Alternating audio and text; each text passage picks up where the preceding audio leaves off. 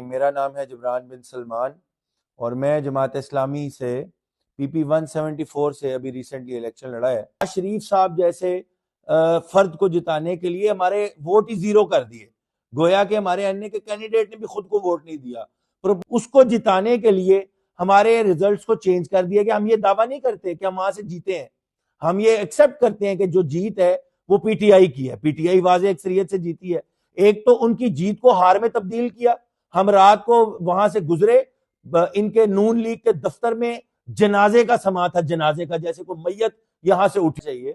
ایک تماشا جو ہمارے ملک میں ہوا ہے اس تماشے سے میں بھی گزرا ہوں کہ میرے سامنے ڈاکومنٹس موجود ہیں